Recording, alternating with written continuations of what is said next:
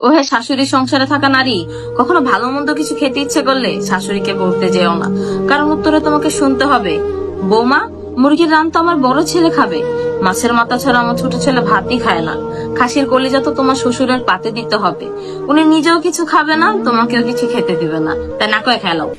না না, একটু কথা শুনতে হইব, খায়া একটু কথা শুনলে কিছু হয় না, একটু কথা তোমার এমনি শুনতে হইব, খায়া না হয় একটু কথা শুনলা, মানে রান্দার আগে মুরগি রান্না খাই লিবা, রান্দার পর পরই মাছের মাথাটা খাই লিবা, আর রানতে রানতে খাসির কলিজাটি বাচ্চা বাচ্চা খাই লিবা, মানে এইটা ছাড়া আমাকে মায়া মানুষের আর কোনো উপায় নেই, মানে শাশুড়ি কোনোদিন ভালো মন্দ কিছু খাইতে দিব না, না কয়ে খাই লিবা সবসময়, এটাই একটা সমাধান।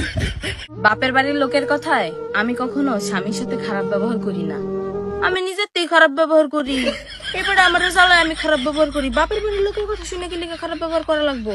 আর আমার জানা মতো কেউ বাপের বাড়ির কথা শুনে স্বামীর লোকে খারাপ ব্যবহার করে না, সবাই নিজের থেকে খারাপ ব্যবহার করে।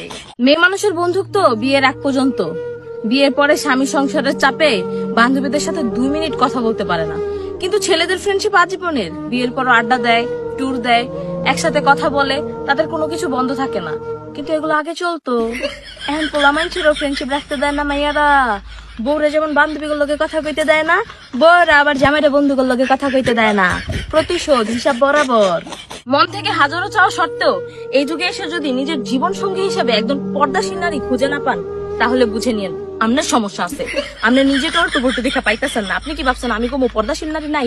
না ভাই, আছে তো, ওই সব পোলাগল লেগে আছে যারা নিজেরাও চোখে পর্দা করে, বেগানা মায়ের দিকে তাকায় না, তারা এরকম বউ পায় যেই বউরে অন্য কোনো পুরুষ দেখে নেই। আপনি টল্টু বল্টু সারা দুনিয়ার মাইয়া দেখেন, আপনি পর্দাশীল মায়া কইতে পাইবেন? আপনি যদি ফান ওডি থাকবো বোলকা পড়ার টল্টু বল্টু মায়া, প্রকৃত পর্দাশীল মায়া আপনি পাইবেন না, কারণ আপনি নিজে টল্টু বল্টু।